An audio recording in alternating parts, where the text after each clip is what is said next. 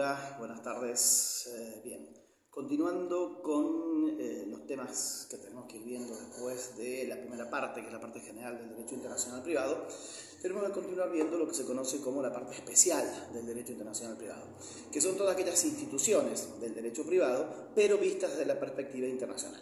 Si ustedes toman el programa, van a ver que a partir de la unidad 7 encontramos temas como personas físicas, personas jurídicas, matrimonio, niños, sucesiones, contratos, títulos de crédito, quiebras, como el último tema del programa. Con lo cual, ¿esto qué significa? Significa que estas instituciones del derecho privado las vamos a ver desde la perspectiva del derecho internacional privado. ¿Por qué? Porque en esa perspectiva del derecho internacional privado vamos a encontrar que la relación jurídico-privada se ha convertido en una relación jurídico-privada internacional.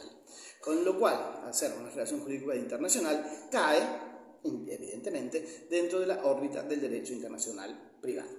Lo primero que vamos a ver nosotros, haciendo la misma evolución que hace el Código Civil en cuanto a su metodología, es la persona humana, nueva denominación que tienen las personas físicas del viejo Código Civil venezolano. Y cuando nosotros vamos a ver el tema de la persona humana, ¿qué vamos a ver? Vamos a ver un principio general hasta determinar qué ley rige la capacidad de la persona humana. ¿Por qué? Porque nosotros sabemos que la persona humana puede ser que viva en un permanente cambio de lugares, vive en un lado, vive en el otro, y esa situación de que la persona humana se traslada a diferentes estados, cayendo bajo el dominio de diferentes ordenamientos jurídicos, nos lleva a preguntar exactamente qué ley va a regular su capacidad. Y cuando preguntamos qué ley va a regular su capacidad, entendemos que estamos incorporando en el mismo, incluyendo en el concepto de capacidad, tanto capacidad de hecho como capacidad de derecho y sus respectivas incapacidades. Esto lo aclaro porque históricamente había alguna suerte de disquisición sobre si al hablar de capacidad hablábamos de todas las capacidades y sus incapacidades o solamente hablábamos de la capacidad de hecho o de la de derecho. En la actualidad, el código no distingue. Nosotros sabemos que cuando la ley no distingue, no tenemos por qué distinguir. Hemos visto también, cuando hemos practicado los ejercicios de normas, que tanto les gusta a ustedes, que la capacidad se regula por la ley del domicilio. De modo tal que, aclarado el tipo legal capacidad, en el sentido que abarca todas las capacidades y sus incapacidades, tenemos que aclarar el punto de conexión domicilio. Sabemos que el punto de conexión domicilio es un punto de conexión personal que está vinculado a sí mismo con otros conceptos que tienen cierta semejanza o tienen ciertos parentescos, por decirlo de alguna manera, que son la residencia y la habitación. Cuando hablamos de domicilio desde la óptica del derecho internacional privado, no es lo mismo que la óptica del derecho interno. ¿Por qué no es lo mismo? Porque cuando hablamos del derecho interno respecto del domicilio, vamos a ver que existen distintos tipos de domicilio. El domicilio real, que es donde uno efectivamente vive, el domicilio legal, que es el que la ley nos impone si emitir prueba en contra, que es el que se usa, por ejemplo, para votar, el domicilio profesional, donde uno ejerce sus actividades profesionales o comerciales, el domicilio contractual, el domicilio laboral, o sea, distintos tipos de domicilio. Con lo cual, ¿qué vinculación tiene eso con el derecho internacional privado? Podemos decir que es una relación de género-especie. ¿Por qué? Porque en el derecho internacional privado lo que nos interesa es saber en qué estado la persona tiene su domicilio. Esto quiere decir que en qué estado la persona vive efectivamente, en qué estado la persona junta los dos elementos del domicilio, que es el hecho de estar objetivamente en un lado, más la voluntad de estar en ese lado. El domicilio es un atributo de la personalidad. El domicilio, digamos, todas las personas tienen que tener un domicilio y no pueden tener más que uno. Por lo cual vemos que después se originan ciertos conflictos positivos cuando una persona puede tener más de un domicilio o conflictos negativos cuando una persona no tiene ningún domicilio. Y eso hace que tengamos que discernir en definitiva efectivamente cuál es el domicilio de la persona para poder saber qué ley o qué norma va a ser la que regule su capacidad o distintas situaciones. También es importante cuando hablamos de domicilio ejercer cierta precisión en la terminología, porque vemos que de acuerdo a distintos institutos el domicilio puede ser el primer domicilio, el último domicilio conyugal, el último domicilio del causante. Entonces, la idea de domicilio es donde la persona efectivamente vive, donde la persona tiene su asiento. Si nosotros buscamos en el Código Civil cuál es la definición como norma directa que nos da respecto del domicilio, vamos a ver que el Código Civil dice, un segundito que lo encuentre el artículo,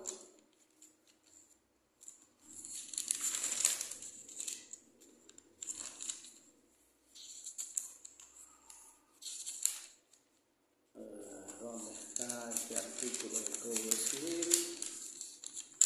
La capacidad, restricciones, la capacidad, consentimiento, el nombre, el domicilio. En el artículo 73 dice: la persona humana tiene domicilio real en el lugar de su residencia habitual.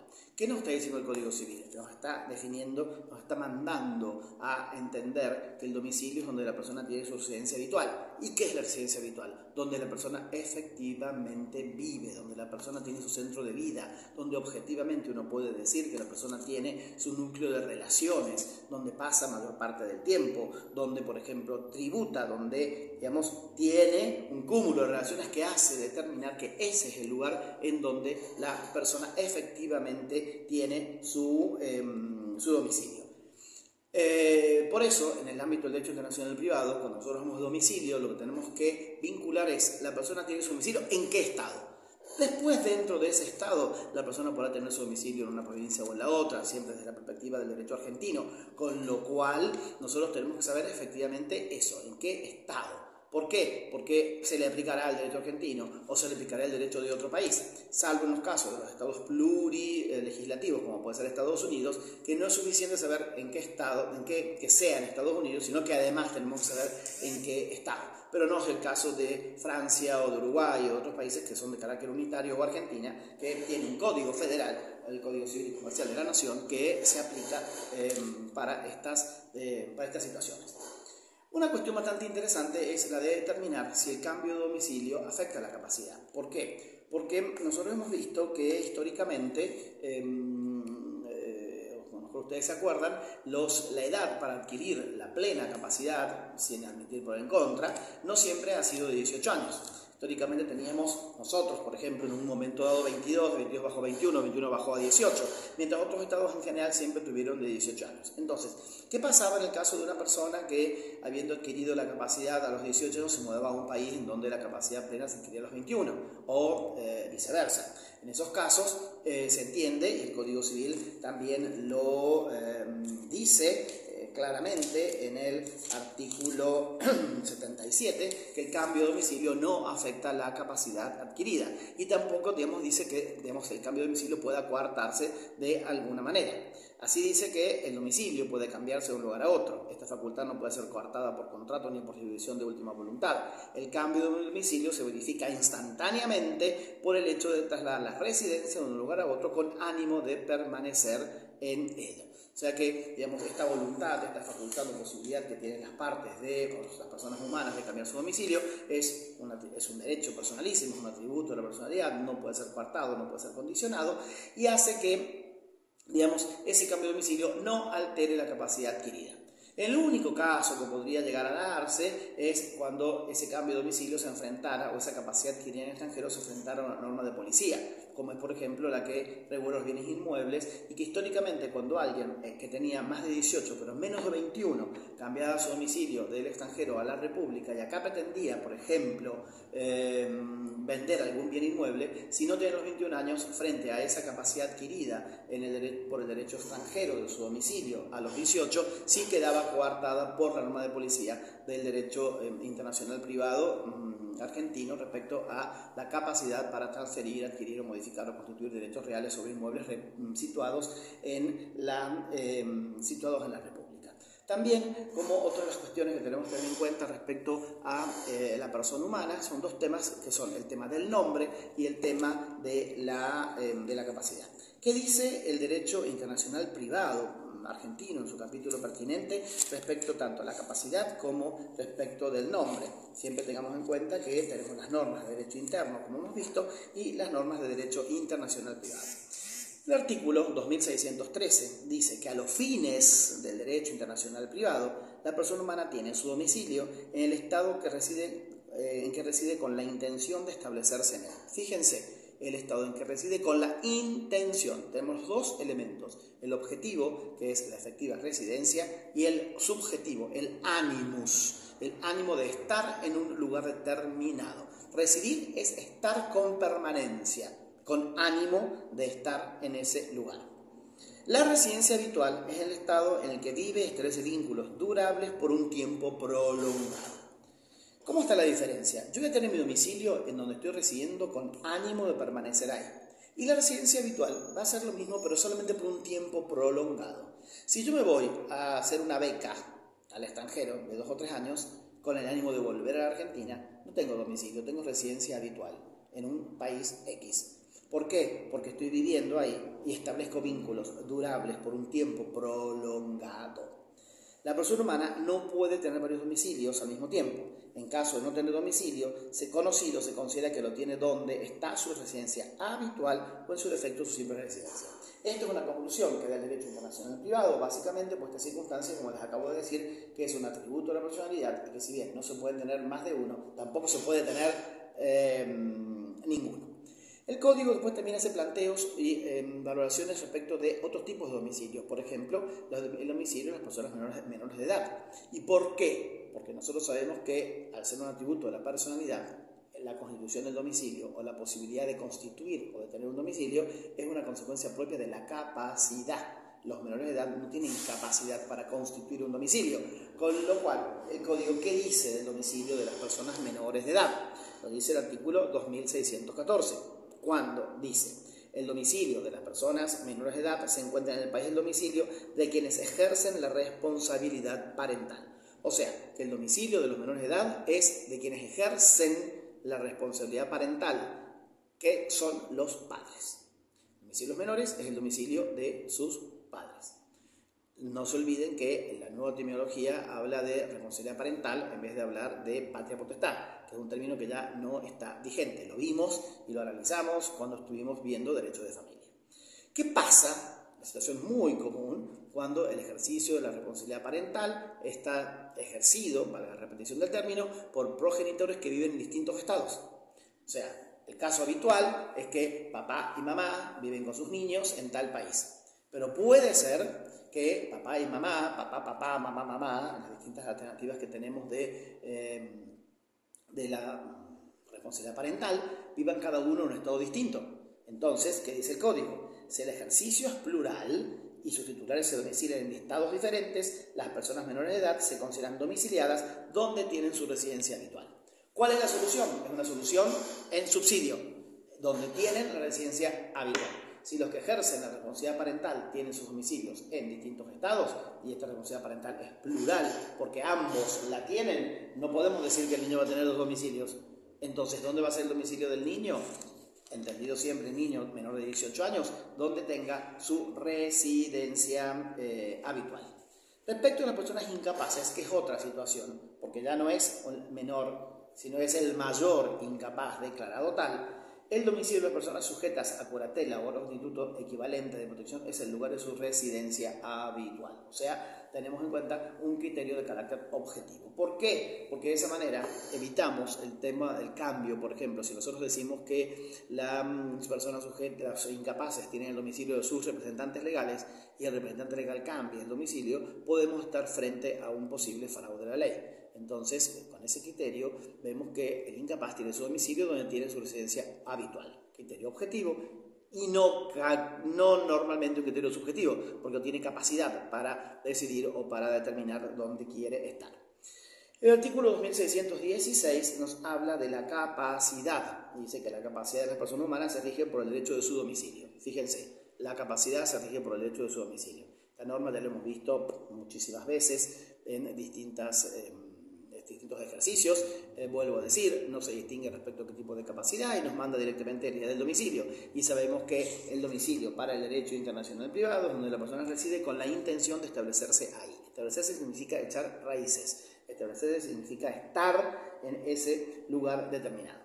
Y el cambio de domicilio de la persona humana no afecta su capacidad una vez que ésta ha sido adquirida, que es lo que les estaba diciendo anteriormente respecto a la adquisición irrevocable de la capacidad una vez que la misma ha sido adquirida.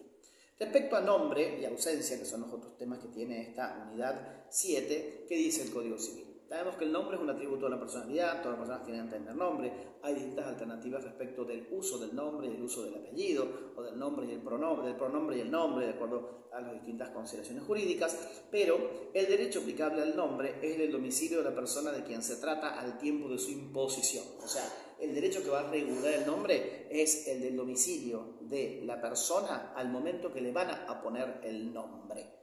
Este es un principio general lógico, porque la imposición del nombre tiene que estar dado en un lugar determinado. Entonces va a ser el derecho de ese lugar el que va a determinar cuáles son las normas para la atribución del nombre.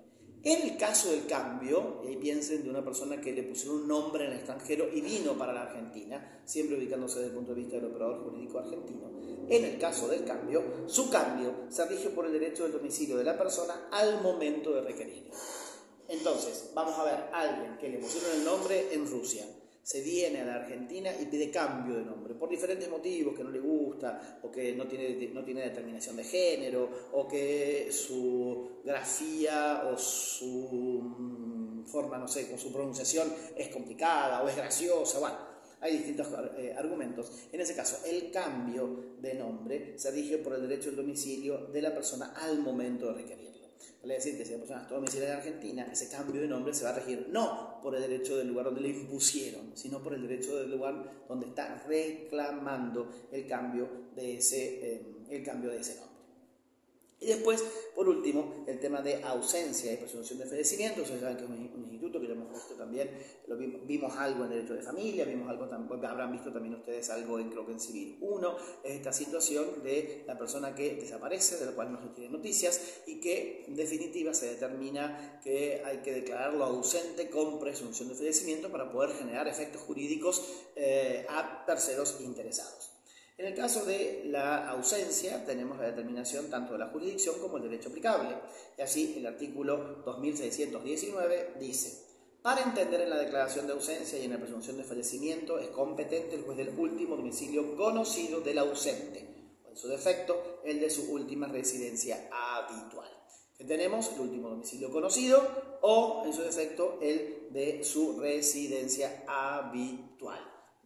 Norma indirecta, digamos, un criterio retributivo de jurisdicción que es de carácter subsidiario, porque dice en su defecto. No es una norma indirecta, sino que es una norma que tanto les costó a ustedes determinar en el parcial, es una norma atributiva de jurisdicción. Dice quién es el juez competente y funciona en forma subsidiaria. Competente el del domicilio conocido del ausente o en su defecto el de su última residencia habitual. Si se desconocen, es competente el juez del lugar donde están situados los bienes del ausente con relación a estos, o sea, donde hay bienes, es cada juez competente si no se conoce su domicilio o su residencia. Y el juez argentino puede asumir jurisdicción en caso de existir un interés legítimo en la República, que normalmente es la existencia de bienes en la República, créditos o alguna otra situación que sea interesante o importante para que se pueda activar la jurisdicción.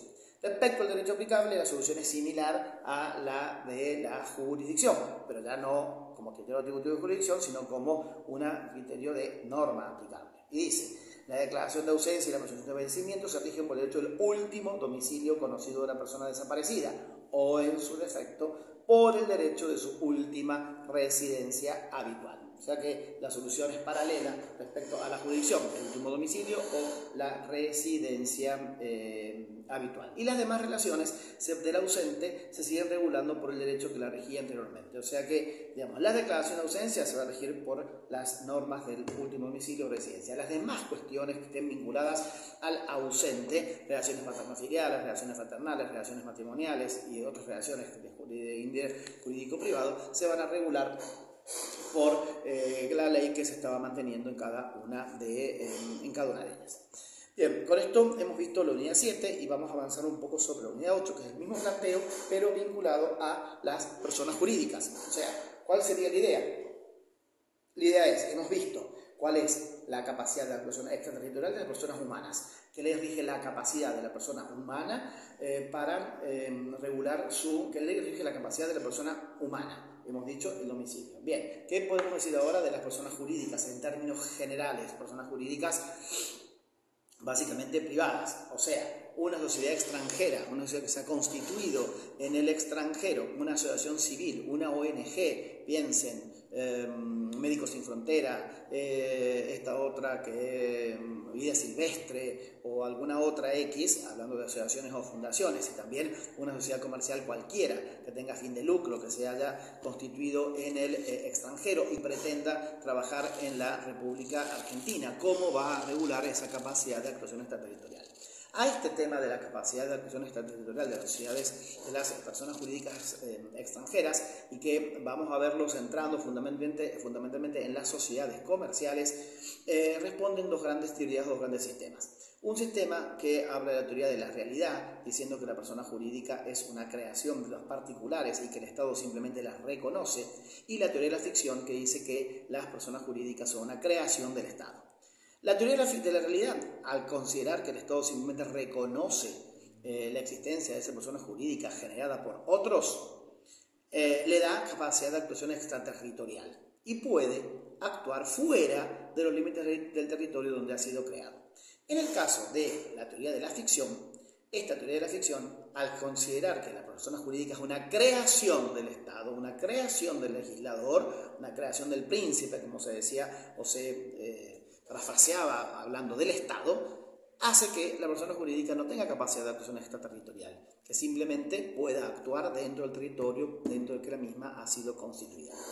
Estas dos situaciones, la extraterritorialidad por un lado y la territorialidad por el otro, generan, digamos, situaciones complicadas, porque en uno sería, digamos, una amplitud muy grande de capacidad de actuación extraterritorial de las sociedades o de las personas jurídicas extranjeras, y otro sería una gran limitación a la capacidad de actuación extraterritorial de las personas jurídicas extranjeras. Entonces encontramos una situación de carácter intermedio, una situación de extraterritorialidad parcial. Esta situación de extraterritorialidad parcial está consagrada en la Ley de Sociedades Comerciales y también en la Convención Interamericana de Derecho Internacional Privado de Sociedades Comerciales, CIDIP II, de Montevideo de 1979. ¿Qué es lo que nos dice? Nos dice que, vinculados puntualmente al tema de las sociedades comerciales, que todas tienen capacidad genérica, que se reconoce que se regulan por la ley en lugar de su constitución y que están habilitadas para realizar, digamos, actos que no estén vinculados con su objeto específico. Esto quiere decir que la sociedad constituida en el extranjero, una vez que acredite que efectivamente se ha constituido como tal en el extranjero y traiga la documentación pertinente, apostillada, si es un instrumento público, legalizada, demás cuestiones, cosas que ustedes ya la han visto, podrá, por ejemplo, comparecer en juicio como actor o como demandado y realizar ciertos actos que no estén vinculados con su objeto específico. Pero la característica específica es que cuando va a realizar actos vinculados con su objeto, ya la legislación empieza a tomar otra consideración. En el caso de la Ley de Sociedades Comerciales, la 19.550, con sus respectivas reformas, en el artículo 118, dice que cuando pretende realizar actos vinculados con su objeto en forma habitual, deberá someterse a la legislación argentina. ¿Y qué significa someterse a la legislación argentina? Significa que no solamente deberá acreditar que se ha constituido en el extranjero con toda la documentación pertinente, sino que deberá inscribirse en los registros pertinentes que registran a las sociedades comerciales. En el caso de la provincia de Córdoba, la Dirección de Personas Jurídicas; en el caso de Buenos Aires, la Inspección General de Justicia, que lleva a cabo ese control de sociedades comerciales que pretenden actuar dentro de la República. Entonces, la idea es que cuando se reconoce una capacidad genérica que está vinculada a la ley del lugar de constitución, pero cuando quieren llevar a cabo actos de capacidad específica, que son aquellos actos vinculados con su objeto para el cual han sido creadas, no nos olvidemos que siempre es un objeto que persigue el lucro, en ese caso deben someterse a la legislación argentina, pero cuando lo hagan habitualmente, lo cual nos lleva al problema de saber cuándo hay habitualidad, en el primer acto, en el segundo acto, en el quinto acto. Entonces, esto nos genera una serie de confusiones respecto de cuándo algo ya es hecho en forma habitual. Deberá acreditar que se ha constituido, deberá designar un representante, deberá fijar un domicilio, deberá llevar la contabilidad separada, deberá fijarle un capital. Todas esas condiciones se dan para cuando pretenden realizar habitualmente actos vinculados con su objeto específico. Otros cuerpos normativos, como por ejemplo el Tratado de Montevideo de 1889 y la CIDIP II de Sociedades Comerciales de 1979, no siguen ese criterio. no siguen el criterio cualitativo-cuantitativo. ¿Por qué cualitativo-cuantitativo? Es cualitativo en relación al objeto del acto que pretenden realizar y es cuantitativo porque lo tiene que hacer de forma habitual. ¿Qué criterio sigue Montevideo 89 que nos vincula con Bolivia y con Perú? ¿Y qué criterio sigue la CIDIP que nos vincula con la mayoría de los países americanos? Un criterio de estricto carácter cualitativo. ¿Por qué? Porque dice que cuando la sociedad constituida en el extranjero pretende realizar al menos un acto vinculado a su objeto específico, tiene que quedar sometida a la legislación del Estado donde lo pretende realizar.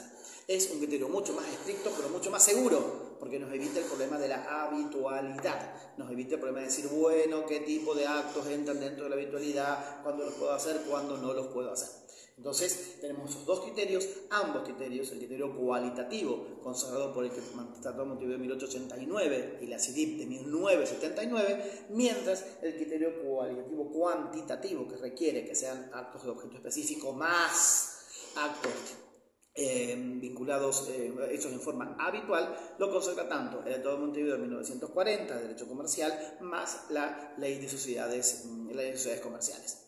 También la Ley de Sociedades Comerciales establece, por ejemplo, que en el caso de que estemos frente a una sociedad de tipo desconocido, porque existen dentro del derecho comparado otras sociedades que van más allá de los tipos cerrados que nosotros tenemos, que dividimos entre sociedades por cuotas, sociedades por acciones, que el tratamiento que se le va a dar es el del máximo rigor societario. ¿Qué implica eso? Que se la va a reconocer, pero se la va a hacer adecuar a esa sociedad extranjera, que es de un tipo que no coincide con los tipos legales que nosotros tenemos, se la va a adecuar a la sociedad anónima, que es el máximo rigor societario que tiene el derecho argentino.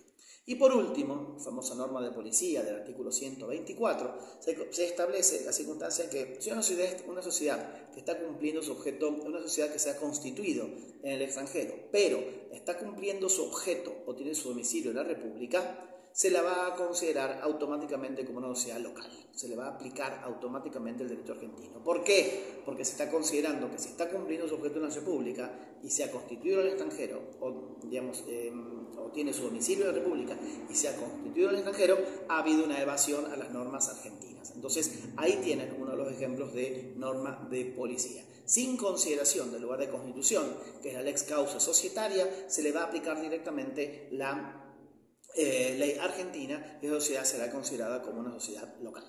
Bien, con esto hemos visto entonces la unidad 7, la unidad 8 y la próxima clase vamos a entrar en la unidad 9, empezando por protección de menores e ir avanzando sobre los temas del derecho civil. Espero que les haya quedado claro. Cualquier consulta, por supuesto, ya saben, me pueden consultar por WhatsApp y que tengan un buen día.